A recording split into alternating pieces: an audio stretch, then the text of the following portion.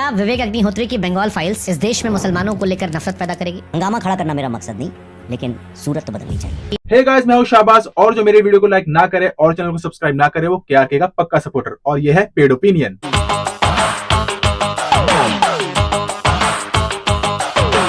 अपने recent podcast में विवेक अग्निहोत्री ने दूसरे डायरेक्टर्स और मूवी मेकर्स को डरपोक बुलाया और ऐसा दिखाया कि देश के हालातों को लेकर वो बहुत कंसर्न है और उन्हें देश के बारे में बहुत नॉलेज है। उन्होंने हमारे देश के राष्ट्र प्रतीक अशोक की लाठ या अशोक स्तंभ और हमारे देश के कॉन्स्टिट्यूशन के बारे में कुछ ये कहा। और सामने वहां पे वो 3 शेर लगे थे, भारत का जो एम्बलम है। तो मैं कहता हूं, ये अपने शेर क्यों चुने? इतने सारी चीजें मोर चुन लेते, कुछ भी चुन लेते, ये शेर ही क्यों हमने उठाए? 3 और शेर का क्या लेना देना है? डेमोक्रेसी से हर जगह लगे हुए हैं। तो जनाब, वो 3 शेर नहीं है, वो अशोक की लाठ या अशोक स्तंभ है जो हमारे देश का राष्ट्र प्रतीक है। और 3 नहीं 4 शेर है उसमें, और उसके अलावा भी कई जानवर है जिनकी अपनी अपनी सिग्निफिकेंस है। डेमोक्रेसी में कौन से 3 पिलर्स हैं जिस पे सब खड़ा है? पहला शेर है राइट टू ट्रूथ, दूसरा शेर है राइट टू जस्टिस, तीसरा शेर है right to life.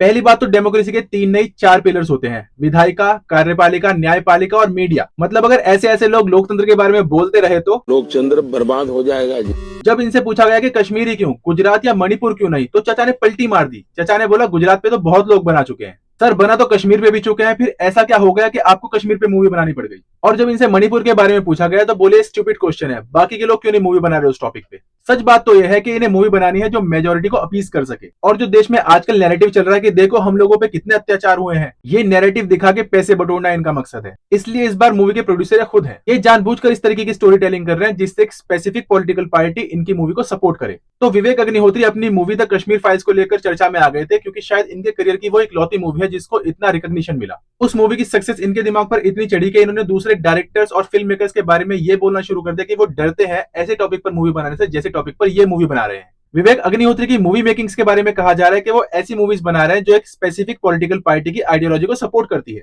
The Kashmir file से पहले उन्होंने चॉकलेट, धनादन गोल, शौर्या, हेट स्टोरी, जिद, जुनून जैसी वाहियात मूवी बनाई। इनमें से गोल और हेट स्टोरी के अलावा हर मूवी बॉक्स ऑफिस पर मुंह के बल गिरी। दो Shaurya is my one of the favourite courtroom drama, but इस मूवी का जो टॉपिक था वो इनकी बाकी की मूवी से बल्कि द कश्मीर फाइल से 180 डिग्री ऑपोजिट था। वो एक मुस्लिम सोल्जर की स्टोरी थी जो अपने सीनियर ऑफिसर को मार देता है in order to protect one Muslim Kashmiri. वो उस टाइम की कश्मीर फाइल थी और वो उस टाइम पे इसलिए बनाई गई थी क्योंकि उस टाइम का ट्रेंड वो था। अगर आप उस टाइम की मूवीज उठाकर देखोगे तो आपको नजर आएगा कि उस टाइम की मूवी किसी स्पेसिफिक पार्टी की आइडियोलॉजी या किसी धर्म को अपीज करने के लिए नहीं बनाई जाती थी।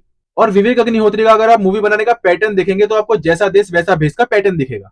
इन्होंने शौर्य बनाई क्योंकि उस टाइम की मैक्सिमम मूवीज में मुस्लिम को विक्टिम दिखाया जाता था। फिर उन्होंने गोल बनाई जो कि कमर्शियल मूवी थी और उस टाइम पे कमर्शियल मूवीज का दौर था। ये जिद जैसी मूवी के राइटर है क्योंकि उस टाइम पे एरोटिक मूवी का टाइम चल रहा था। और फिर इन्होंने बनाई हेट स्टोरी जो आज भी लोगों की पेंट में टेंट लगाने का काम कर रही है। और फिर इनकी मूवी आती है द कश्मीर फाइल जो आज के ट्रेंड को फॉलो कर रही है क्योंकि आज देश का माहौल किसी से छुपा हुआ नहीं है। द कश्मीर फाइल का ये बोल के प्रमोशन होता है कि ऐसी कहानी आज तक नहीं सुनाई गई है, जबकि ऐसा नहीं है। कश्मीर की कहानी इस तरीके से कभी नहीं सुनाई गई जैसे विवेक ने सुनाई है, क्योंकि जैसा कि मैंने पहले भी कहा, जैसा देश वैसा भेष। अपने पॉडकास्ट में उन्होंने बोला कि लेफ्टिस्ट लोग गरीबों की बात करते हैं लेकिन रहते हैं 100 करोड़ के बंगले में। कोई तुक है इस बात का? बर्तन साफ करना, पानी भरना, मजदूरी करना।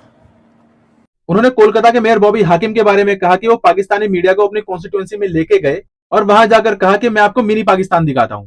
जबकि बॉबी हाकिम का कहना है कि पाकिस्तानी मीडिया ने वो जगह देखकर कहा कि ये जगह तो हमारे कराची जैसी लगती है, तो मैंने उनको कहा यू वेलकम।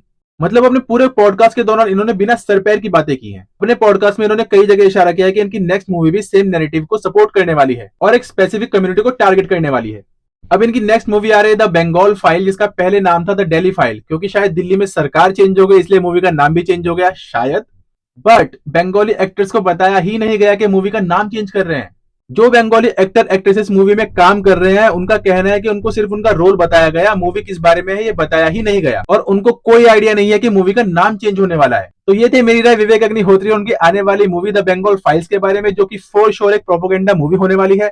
आपको क्या लगता है इसके बारे में? Write down in the comments. See you in the next video.